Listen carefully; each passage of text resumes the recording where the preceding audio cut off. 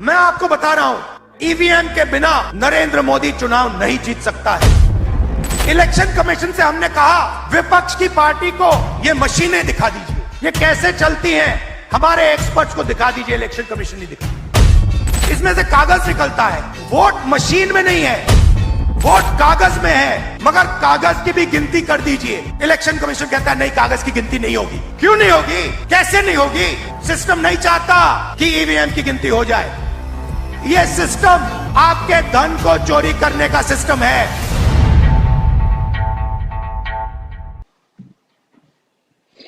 नमस्कार, आदाब, बहुत बहुत स्वागत आप सभी का। डीबी लाइव देख रहे हैं आप, मैं हूं आपके साथ बुशरा खानम फाहद। तो जी हां, बिल्कुल इसी आक्रामक अंदाज में कल राहुल गांधी गरजे हैं महाराष्ट्र में, और उनके साथ साथ तमाम इंडिया गठबंधन के दल के जो नेता हैं वो जो वहां पर मौजूद थे, उन्होंने जिस तरह से उन्होंने आड़े हाथों लिया है भारतीय जनता पार्टी को, उसकी पॉलिसीज को लेकर तमाम बातें जो उसकी तरफ से कही गई हैं, जाहिर सी बात है उससे बीजेपी बौखला गई है। इससे पहले जब बिहार में हमने देखा था, जब यात्रा खत्म हुई थी तेजस्वी यादव की और वहां पर इंडिया गठबंधन के दल जुड़े थे और 10 लाख से ज्यादा का वहां पर मजमा था, तब भी हमने देखा था कि भारतीय जनता पार्टी के माथे पर पसीना आ गया था। और कल एक बार फिर से उस इंडिया गठबंधन को, जिसको इंडी इंडी कहकर भारतीय जनता पार्टी के नेता और खासतौर पर नरेंद्र मोदी पुकारते हैं, कल उसी इंडिया गठबंधन की जब वहां पर पूरी तरीके से हुजूम वहां पर उमड़ा और खासतौर पर भारत जोड़ो न्याय यात्रा कल जब खत्म हुई और वहां पर जो शक्ति प्रदर्शन किया गया, उस शक्ति वर्ड को जो राहुल गांधी ने वहां पर इस्तेमाल किया था, उसको आप देखिए कि पूरा का पूरा नैरेटिव चेंज करते हुए भारतीय जनता पार्टी ये दिखाने की कोशिश कर रही है कि शक्ति के खिलाफ, यानी कि नारी के खिलाफ जो है वो राहुल गांधी और इंडी गठबंधन है, क्योंकि उनकी समझ में नहीं आ रहा है इलेक्टोरल बॉन्ड से लेकर ईवीएम से लेकर तमाम वो मुद्दे हैं जिन पर भारतीय जनता पार्टी चारों तरफ से घिरती हुई नजर आ रही है। यही वजह है कि उसको अपने जो दल हैं, जो एनडीए में शामिल हैं, उनके आगे तक उसको झुकना पड़ रहा है।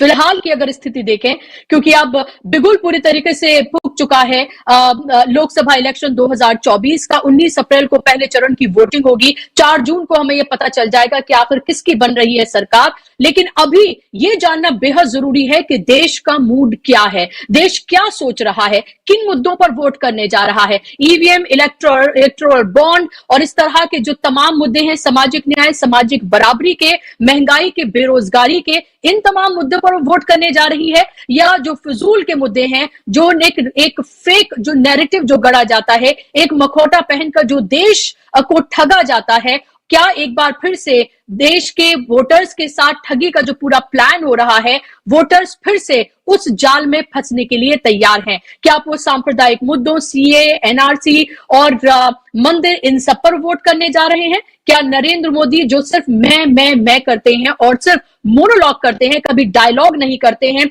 उनके हर भाषण की शुरुआत, उनकी हर बातचीत की शुरुआत उनसे शुरू, उन पर खत्म होती है, या फिर लोग उनके लिए वोट करने जा रहे हैं? क्योंकि यहां पर फर्क समझना होगा आपको। दो नेता हैं, एक तरफ राहुल गांधी हैं, दूसरी तरफ नरेंद्र मोदी हैं।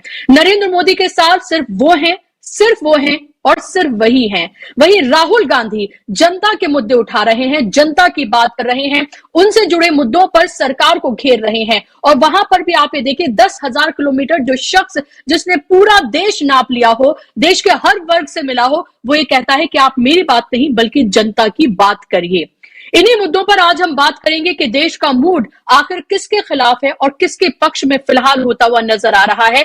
ये इलेक्शन कितना महत्वपूर्ण है और इस इलेक्शन में कौन जीतता है, कौन हारता है, उससे देश की तस्वीर और तकदीर कितनी बदलेगी, इसी पर आज हम बात करेंगे। उस पर बात करने के लिए मेरे साथ बेहद खास मेहमान, देश के जाने माने पत्रकार और जाना माना चेहरा श्रवण गर्ग जी मेरे साथ जुड़ गए हैं, जो अपनी बेबाक राय के लिए, निष्पक्ष राय के लिए और एक उम्मीद की, एक तरह से कहते हैं किरण जगाने के लिए वो जाने जाते हैं। श्रवण जी, बहुत बहुत स्वागत, इस्तकबाल आपका डीबी लाइव पर।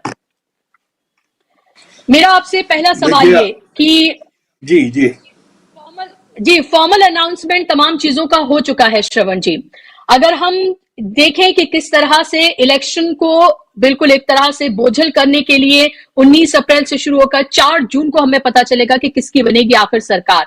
और खासतौर पर हमें यह देखने की जरूरत है कि किन राज्यों में 7 चरणों में, किन राज्यों में 5 चरणों में चुनाव होने जा रहे हैं। वहां पर बीजेपी पूरी तरीके से फंसी हुई है और वहीं पर तमाम पूरा खेल जो है वो करने जा रही है। और साउथ से उसे कुछ सीटें मिल जाएं, इसलिए बार बार साउथ के राज्यों का दौरा भी नरेंद्र मोदी करते हुए नजर आ रहे हैं। पहले पश्चिम बंगाल से बिहार, बिहार से पश्चिम बंगाल जा रहे, तो और अब हम देख रहे हैं कि साउथ के अलग अलग राज्यों में जा रहे हैं। फिलहाल आप देश के मूड को कैसे देख रहे हैं? किस तरफ जाता हुआ देश नजर आ रहा है और ये चुनाव नजर आ रहा है? देखिए, 1980 में पूरे चुनाव 4 दिन में हो गए थे। 1980 में बेशक आबादी कम थी पर सीटें उतनी थी। सीटें थोड़ी कम रही होंगी। या 2019 में पिछले चुनाव में 11 अप्रैल से 19 मई तक चुनाव हुए थे। आप जरा देखिए कि कितना कम पीरियड था। कोई 39-40 दिन का पीरियड था। ये जो चुनाव है 19 अप्रैल से 1 जून तक है। और अगर इसमें शामिल कर लें कि जो नोटिफिकेशन कब हुआ और रिजल्ट कब आएंगे, तो 82 डेज देश की सांसों को रोक कर रखा जाएगा। सारे के सारे काम ठप पड़ जाएंगे। पूरा देश ठप पड़ जाएगा।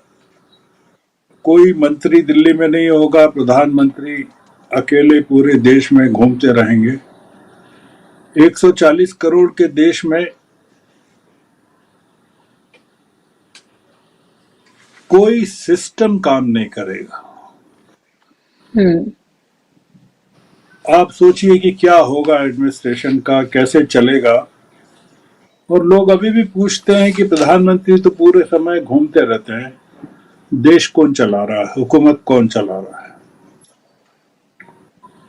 दूसरा मुद्दा जो ये है कि इस इलेक्शन को इतना लंबा फैलाने की जरूरत क्या थी। इसकी जरूरत ये थी कि प्रधानमंत्री के अलावा एनडीए के पास चुनाव प्रचार के लिए कोई व्यक्ति नहीं है। आपने कहा अपने ओपनिंग रिमार्क्स में कि एनडीए की तरफ से मोदी हैं और इंडिया अलायंस की तरफ से राहुल हैं। नहीं, आपने गलत कहा। एनडीए की तरफ से सिर्फ मोदी हैं, हालांकि उसमें 40 दल हैं।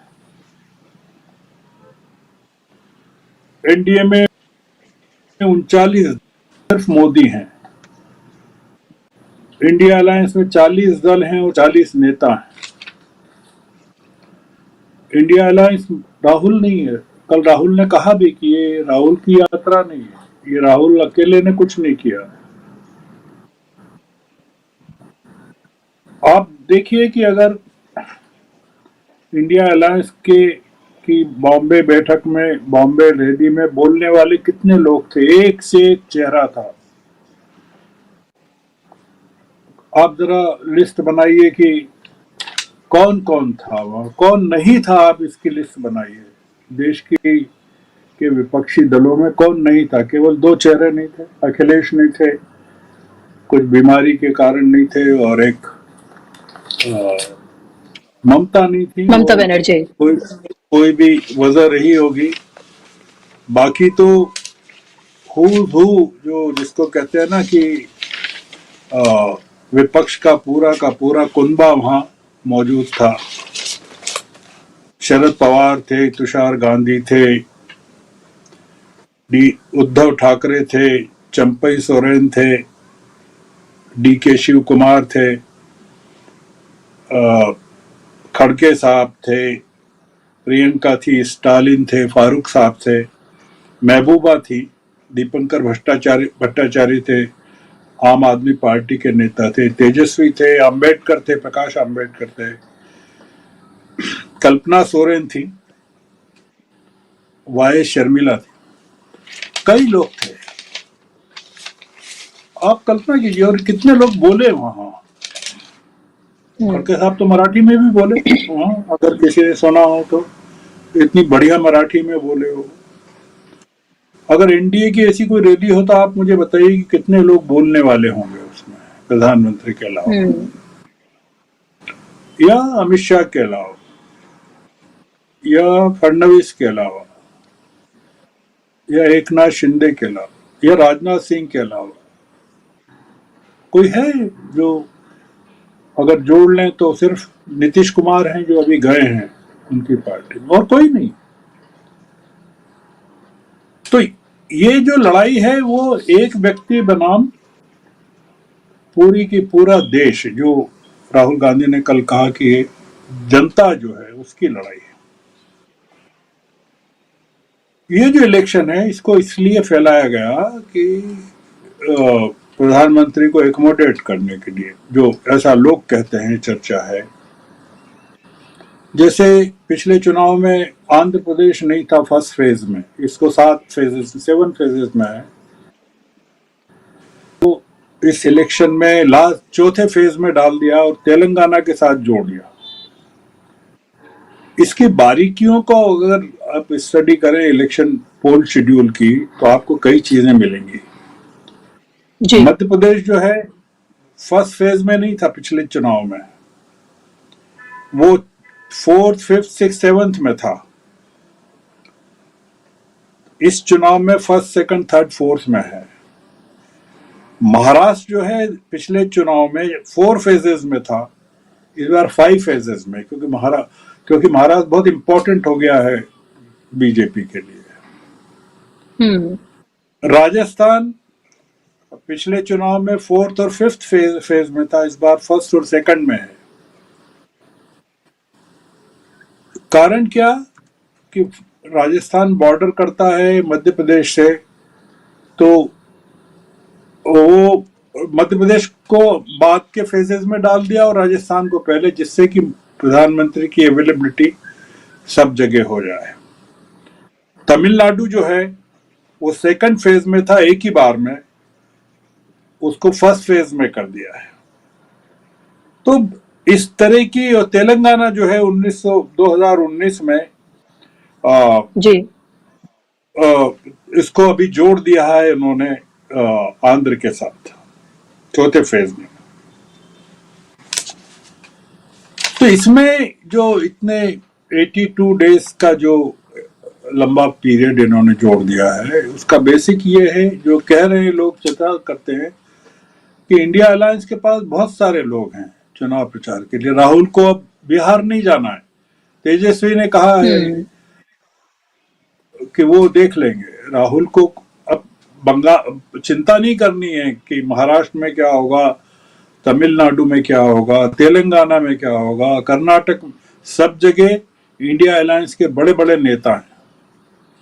वाई शर्मिला है आंध्र में, कर्नाटक में रेवंत रेड्डी हैं, तेलंगाना में सुक्की हैं, हिमाचल में। इतना बड़ा जमावड़ा इंडिया अलायंस के पास है और प्रधानमंत्री अकेले हैं और उनको लड़ना। पहली बार प्रधानमंत्री को पता चल रहा है कि जो कहते हैं एक अकेला सब पर भारी, हो ये रहा है कि सब भारी पड़ रहे हैं एक अकेले पर, क्योंकि उन्होंने कभी किसी को साथ लिया ही नहीं। इस चुनाव का एक पोस्टमार्टम अगर करें या प्री एनालिसिस करें इलेक्शन के पहले का, तो आपको बहुत सारी चीजें पता चल जाएगी। अब आते हैं हम आपको ये इस बात पर आते हैं कि ये सरकार इतने प्रेशर में कभी नहीं रही जितनी 2014 में ये भ्रष्टाचार के मुद्दे पर आई थी हुकूमत में, कि मनमोहन सिंह की सरकार सबसे भ्रष्ट है।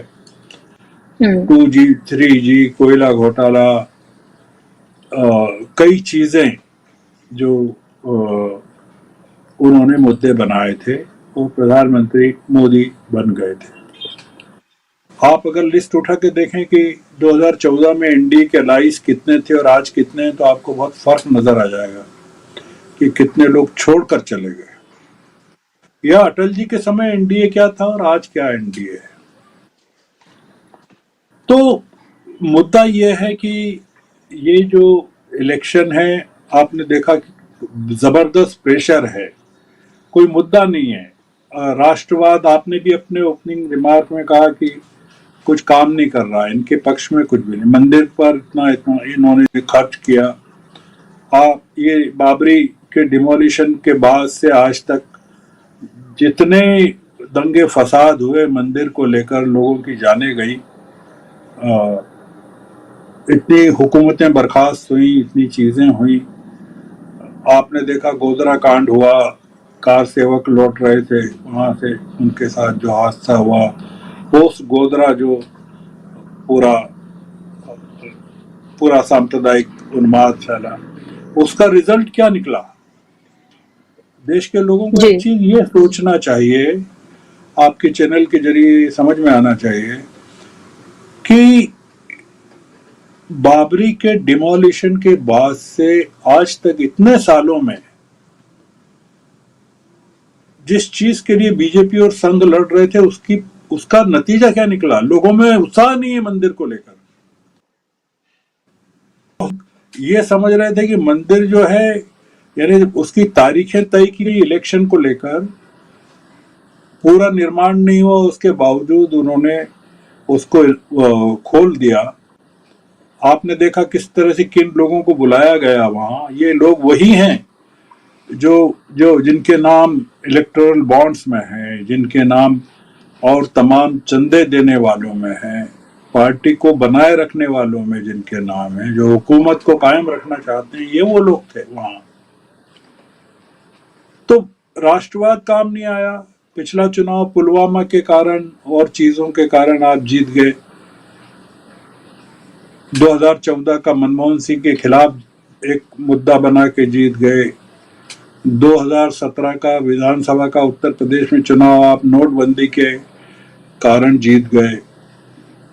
आपके पास कोई मुद्दा ही नहीं है। ये चुनाव पहली बार भारतीय जनता पार्टी के लिए भारी इसलिए पड़ रहा है कि उनके पास कोई इशू नहीं है कि इसके मुद्दे पर लोगों को झकझोर सकें।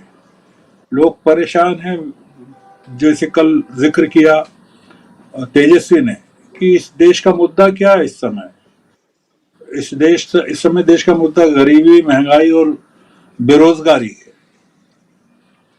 तो मुद्दा नहीं है सरकार के पास। और इंडिया अलायंस के पास इलेक्टोरल अलायंस को लेकर, इलेक्टोरल बॉन्ड्स को लेकर जो आज सुप्रीम कोर्ट ने फटकार लगाई। अब आप जरा लोगों को ये एजुकेट करने की जरूरत है, बताने की जरूरत है आपके चैनल के जरिए कि 3-3 बार सुप्रीम कोर्ट को क्यों फटकार लगानी पड़ रही है। और आप हिंदुस्तान के बैंकिंग इंडस्ट्री की पूरी हिस्ट्री में आज तक नहीं हुआ कि सुप्रीम कोर्ट ने एसबीआई के चीफ से कहा हो कि आप एफिडेविट दीजिए किस तारीख को, शाम तक। वो पहले 20 तारीख दे रहे थे, तो उनके वकील साहब ने 21 तारीख करवाई, एक दिन ज्यादा करवाया, और उसमें कहिए कि हमने पूरी जानकारी दे दी है। आपने कभी सुना कि सुप्रीम कोर्ट देश की सेंट्रल बैंक से हलफनामा मांग रही है? हलफनामा मांगने का मतलब है कि आप पर तोहमत लगाई जा रही है या आप लगातार नजरअंदाज कर रहे हैं कि उसने जो जानकारी मांगी है आप देना नहीं चाहते, शेयर नहीं करना चाहते। क्यों नहीं शेयर करना चाहते हैं?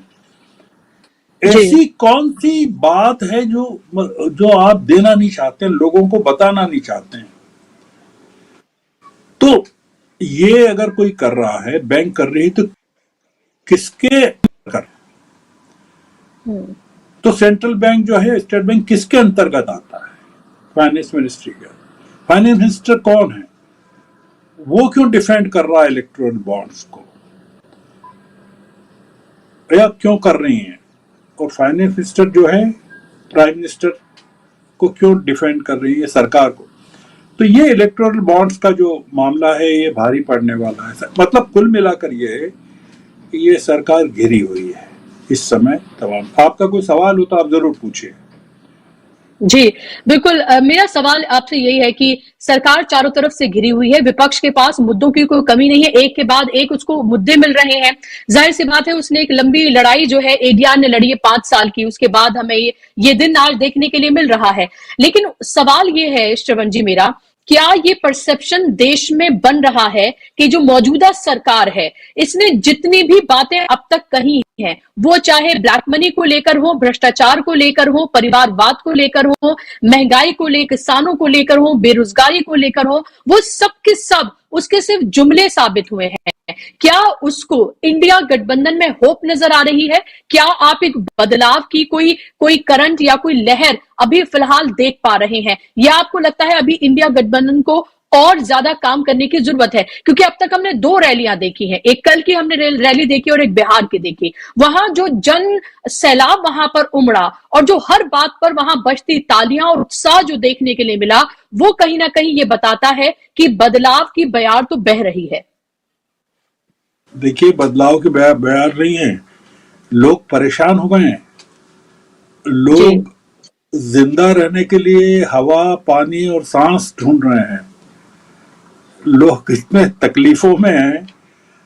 आपके देश हम लोगों के बहस में कभी इस बात का मुद्दा नहीं उठता है कि हर महीने 3 लाख लोग देश छोड़कर जा रहे हैं। आप जरा गूगल करके आंकड़ा निकालिए कि 2 से 2.5 लाख लोग रोज आपके देश की नागरिकता छोड़कर जा रहे हैं। आप जरा कल्पना कर सकते हैं कि 50,000 लोग या 40,000 लोग हर महीने देश छोड़कर जा रहे हैं। 2.5-3-4 लाख लोग साल के जा रहे हैं नागरिकता छोड़कर, मतलब 2-3-4 लाख लोग जा रहे हैं। पिछले कितने सालों में, हाल के सालों में 10 लाख लोग चले गए। ये लोग कौन हैं? ये पढ़े लिखे, स्किल्ड, समझदार लोग हैं। ये क्यों जा रहे हैं? आपके यहाँ आप उनको काम नहीं दे पा रहे हैं, तो लोग परेशान हैं, इसलिए बदलाव चाहते हैं। और उनको पता है कि इस तक करोड़ रोजगार साल के देंगे, उन्होंने नहीं दिए। तेजस्वी ने क्या कहा? उन्होंने 17 महीने में कितने रोजगार दिए? लाखों रोजगार दिए। 17 महीने वो रहे डिप्टी चीफ मिनिस्टर। इतने रोजगार दिए कि ये जो हुकूमत है पूरे अपने 10 साल में नहीं दे पाई। तो ये जो 10 लाख लोग थे वहां जन विश्वास रैली में पटना की, वो क्यों थे? या उत्तर प्रदेश में पेपर लीक वाला मामला हुआ तो 50 लाख लोग क्यों उसमें प्रभावित हुए? लाखों लोग जो इस समय सड़कों पर दिख रहे हैं, राहुल की यात्रा में जो लोग दिखे सड़कों पर, वो कौन लोग थे? राहुल जिनसे बुलाकर बात कर रहे थे, वो लोग क्या तकलीफें अपनी बता रहे थे? बताइए आप। वो तकलीफें बता रहे थे ना, वो कोई जी कि कितने परेशान है, यही बता रहे थे वो। बिल्कुल। तो इसलिए ये बदलाव जो है, वो लोग नाराज हैं कि आपने जो कहा था वो किया नहीं। आपने नोटबंदी की, आपने कहा कि काला धन समाप्त हो जाएगा, ब्लैक मनी समाप्त हो जाएगी। कहाँ हुआ? आपने तो पॉलिटिकल पार्टीज को पैसा नहीं मिले इसका इंतजाम किया। तो ये जो है, आपने देखा राहुल गांधी का एग्रेशन देखा आपने कल भाषण में। बिल्कुल। आपने इस तरह का आक्रामक रवैया, आक्रामक रुख, आक्रामक भाषण राहुल गांधी का कि चैलेंज कर रहे हैं। और उन्होंने क्या कहा, वो उस पर हम लोगों ने गौर नहीं किया। तो उन्होंने कहा कि मैं सिस्टम को अंदर से जानता हूं, क्योंकि मैं सिस्टम के अंदर रहा हूं, इसलिए मैं नरेंद्र मोदी से नहीं डरता हूं और वो मुझे नहीं दबा सकते। उनके जो अल्फाज हैं वो थोड़ा सा गौर करिए आप, कि बोले मैं सिस्टम में रहा हूं और अंदर, चूंकि वो उनका पूरा परिवार, उनकी माता, उनके दादी, उनके पिता प्रधानमंत्री रहे हैं, और उन्होंने अपनी माँ को रोका 2004 में प्रधानमंत्री बनने से कि आप नहीं बनेंगी।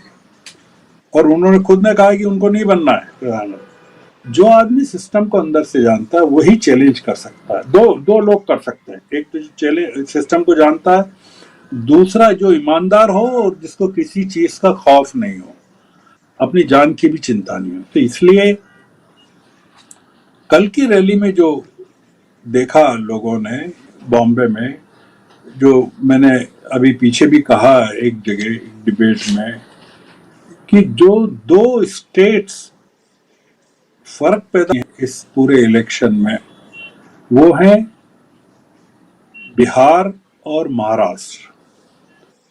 दक्षिण भारत तो पिछली बार भी जैसा था उससे इनकी सीटें और कम हो जाएंगी, कर्नाटक में और तेलंगाना में भी कम हो जाएंगी।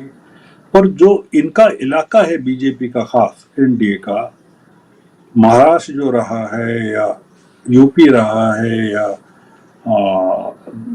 बिहार रहा है, उसमें बहुत बड़ा डेंट इस कारण, इंडिया अलायंस के कारण लगने वाला है। सीटों का समझौता बिहार में भी हो गया है, इंडिया अलायंस का यूपी में भी हो गया है, महाराष्ट्र में भी हो गया है, पंजाब में भी हो गया, दिल्ली में भी हो गया है। इसलिए, और दक्षिण में तो कोई दिक्कत ही नहीं। इसलिए मेरा ये मानना है कि ये जो आखिरी बात मैं कहना चाहता हूं आपके दर्शकों से, जी, कि सुप्रीम कोर्ट ने एक बहुत बड़ा हथियार विपक्ष को दे दिया है इलेक्टोरल बॉन्ड्स के एक्सपोजर के जरिए। सुप्रीम कोर्ट ने जो खुलासा करवाया है वो ये कि देश को आखिर में कौन चला रहा है, इस हुकूमत को कौन चला रहा है। दूसरा ये कि राहुल की 2 जो यात्राएं 10,000 किलोमीटर की, उसने विपक्ष को जो ताकत दी, ये जो मौका मिला है विपक्ष को, अपोजिशन को, ये मौका अब कभी नहीं मिलेगा। और जैसा कल खड़गे साहब ने कहा, सब लोगों ने कहा, ये मौका ऐसा है कि इस बार अगर मोदी जी या बीजेपी फिर से हुकूमत में आ गई, खड़गे साहब ने कहा, मराठी में कहा, तो सब कुछ बदल देंगे, कॉन्स्टिट्यूशन भी बदल देंगे। तो इसलिए ये जो लड़ाई अब चली है ये रुकने वाली नहीं है।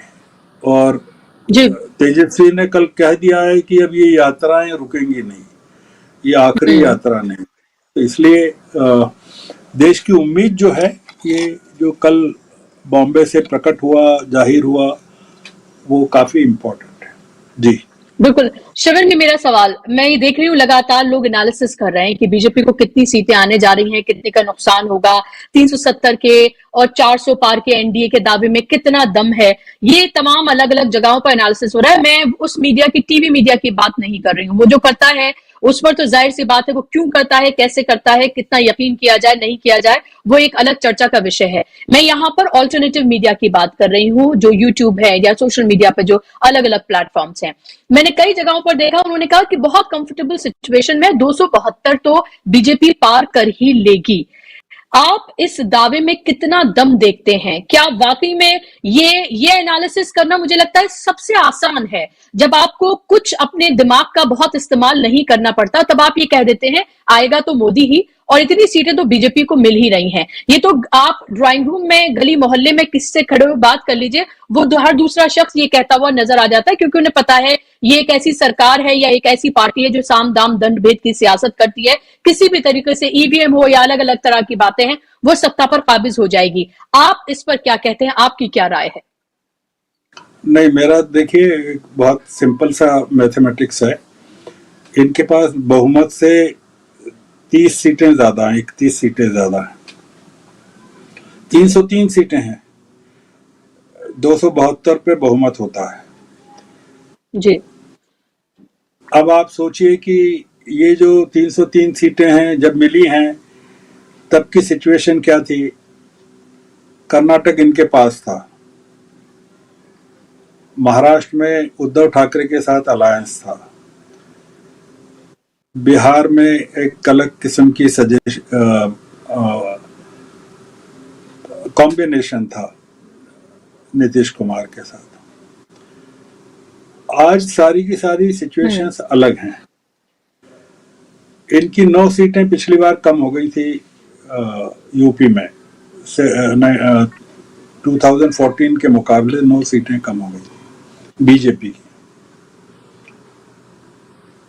ये जो इस समय है, जो डेंट लगेगा सबसे बड़ा इनको कर्नाटक से लगेगा, तेलंगाना से लगेगा, हिमाचल से लगेगा, दिल्ली से लगेगा, पंजाब से लगेगा, महाराष्ट्र और बिहार से लगेगा। मेरा ऐसा मानना है, अभी डिटेल में मेरे पास पूरे आंकड़े हैं, मैं कभी आपके साथ डिटेल में बात भी कर लूंगा, मैं कर भी चुका हूं। मेरा ये मानना है, दो चीजों के बारे में आपसे कह रहा हूं मैं, आपके दर्शकों से। अगर ईमानदारी से चुनाव होंगे, फ्री एंड फेयर, ईवीएम का कोई उसमें लोचा नहीं रहेगा, जैसा कि इलेक्शन कमिश्नर ने कहा है, तो मेरा ऐसा मानना है दो पॉसिबिलिटीज हैं। या तो इनको 210 से लगा के 220 सीटें मिलेंगी, और या वेव अगर ऐसी चली तो ये 100-150 सीटों पर आ जाएंगे। ये मेरा एनालिसिस है। मैं 272 तो मिलने का सवाल ही नहीं है। अब दूसरी चीज, अगर ये इतने कॉन्फिडेंट हैं बहुमत के प्रति, ये क्यों तो केसीआर के पर डोरे डाल रहे हैं तेलंगाना में? क्यों इन्होंने जगन रेड्डी और तेलुगु देशम दोनों को अटका रखा है? क्यों ये नीतीश आए हैं? क्यों ये मायावती को आजाद नहीं कर रहे हैं? क्यों एकनाथ शिंदे और अजीत पवार दोनों को इन्होंने बना के रखा और एकनाथ शिंदे के सामने झुककर उनको इतनी सीटें वहां देने को तैयार हो गए? क्यों ये बिहार में चिराग पासवान को इतनी सीटें देने को तैयार हो गए? ये इस समय इनकी हालत बहुत खराब है, और ये इस समय एक एक सीट को बटोरने में लगे हुए हैं। इनकी जो स्थिति है वो ये, जो मैं रूल आउट नहीं कर रहा हूं कि सिंगल लार्जेस्ट पार्टी के तौर पर ये इमर्ज होते हैं, तो ये बाकी 50 दलों से, आपने देखा राजभर को इन्होंने कैबिनेट मिनिस्टर बनाया, निषाद पार्टी को एक सीट देने को तैयार हो गए। ये तमाम पूरा अपीजमेंट की जो पॉलिसी है वो इन्होंने चलाई हुई है, और वो पॉलिसी ये है कि इनको कहीं से भी सीटें कम हो तो जो अलाइज हैं उनकी एक एक दो सीटें भी इनको मिल जाएं और ये बहुमत के आंकड़े पर पहुंच जाएं। इनका अपना बहुमत नहीं पहुंचेगा बीजेपी का। इनको ये आप देखिए, बीजू जनता दल से इनका जो आखिरी गठबंधन था बीजू जनता दल से 1998 में था। पहली बार इतने 25-26 सालों में ये बीजेडी के साथ अलायंस किया इन्होंने उड़ीसा में, असेंबली के लिए भी और लोकसभा के लिए। क्यों किया? इसलिए किया कि बीजेडी इनको सपोर्ट करे, जगन रेड्डी सपोर्ट करें, तेलुगु देशम सपोर्ट करे, केसीआर इनको सपोर्ट करे, तमाम जो छोटे बड़े दल हैं उनकी मदद से ये 272 का आंकड़ा प्राप्त करना चाहते हैं, पहली चीज। और दूसरी कोशिश इनकी ये है राज्यसभा में बहुमत मिल जाए। राज्यसभा में इनके पास 3-4 सीटें कम हैं। तो मैं, आप जो वैकल्पिक मीडिया या अल्टरनेट मीडिया में जो बहस चलती है उसमें भी बहुत सारे लोग ऐसे घुस गए हैं आजकल जो गोदी मीडिया के प्रतिनिधि हैं, और वो लोगों को सही जानकारी देना नहीं चाहते हैं। नागरिकों को इनकी जो सबसे बड़ी कैंपेन है वो ये कि लोगों के दिमाग कंडीशन कर दो कि हम तो जीत रहे हैं। लोगों के दिमाग में डाल दो, बीजेपी के कार्यकर्ताओं के दिमाग में डाल दो कि वो बस एक ही गाना गाएं 370 का। ये लोग घबराए हुए हैं, और कल की जो इंडिया अलायंस की जो रैली है उसने इनको डरा दिया है। तो मैं, आपने मेरा एनालिसिस पूछा तो मैं फेयर एनालिसिस ये बता रहा हूं कि इनको अपने तौर पर, बीजेपी के तौर पर 220 सीटें भी मिल जाएं, 210 से 220-25, तो भी बहुत बड़ी बात होगी। इनको साफ दिख रहा है कि कितने इनके खिलाफ कितने फोर्सेस हैं और बीजेपी में भी कितने लोग इनको हराने के लिए बैठे हुए हैं। बीजेपी के स्टेट्स में भी बहुत सारी चीजें, मध्य प्रदेश, छत्तीसगढ़, राजस्थान में सब कुछ बदल गया है पिछले चुनाव के मुकाबले, तो वहां भी इनको बहुत नुकसान होने वाला है। देखते हैं इंशाल्लाह क्या होता है। बिल्कुल बिल्कुल, जाहिर सी बात है, वेट एंड वॉच ही किया जा सकता है। और ये सारी लड़ाई जो है वो लोकतंत्र और संविधान को बचाने की है, क्योंकि लगातार जिस तरह की बातें विपक्ष कर रहा है, खासतौर पर मल्लिकार्जुन खड़गे या और तमाम नेताओं ने कही, कल महाराष्ट्र से भी और उससे पहले बिहार से जिस तरह की बातें कही गई कि अगर ये चुनाव में एक बार फिर से बीजेपी सत्ता में लौटती है तो वो फिर क्या करने जा रही है, इसका सिर्फ आप इसके बारे में सोच ही सकते हैं। और वो तमाम प्रोपेगेंडे के जो मैसेजेस हैं जो व्हाट्सएप यूनिवर्सिटी के जरिए बीजेपी आती है, वो आप जैसे तमाम लोगों के पास पहुंच रहे हैं। जहां बताया जा रहा है कि नफरत के नाम पर सांप्रदायिक ध्रुवीकरण को लेकर, आप ये देखिए, बताया जा रहा है कि 400 और उसके पार अगर सीटें मिलती हैं बीजेपी को या एनडीए को, तो क्या क्या करेगी, कैसे वक्फ बोर्ड को खत्म करेगी और कैसे क्या क्या किया जाएगा, ये सब कुछ जो है वो लोगों के जहन में बताया जा रहा है। और ये एक ख्वाब जो है एक सब्जबाग हिंदू राष्ट्र का उनके जहन में पैदा किया जा रहा है। और तमाम चीजें धर्म सेंट्रिक ही की जा रही है, क्योंकि जब हर तरफ से फेल होती हुई बीजेपी नजर आती है तो वो ये अपना आखिरी तुर्क का इक्का वो उसको समझती है और उसको लगता है इसी पर शायद उसको कामयाबी हासिल होगी। लेकिन काट की हांडी बार बार नहीं चढ़ती है। इस बार जनता बहुत समझदार हो गई है और इस बार उसके पास एक ऑप्शन इंडिया गठबंधन का भी है। 2014 और 19 से 2024 में ये भी बदला है। बहुत बहुत शुक्रिया श्रवण जी, आपने कीमती वक्त दिया, आप हमारे साथ जुड़े और हमेशा की तरह आपने अपना बेबाक एनालिसिस जो है लोगों के सामने रखा। बहुत शुक्रिया वक्त देने के लिए, और शुक्रिया आप तमाम दर्शकों का भी कार्यक्रम का हिस्सा बनने के लिए। आज के कार्यक्रम में बस इतना ही। नमस्कार। Thank you. नमस्कार। नमस्कार।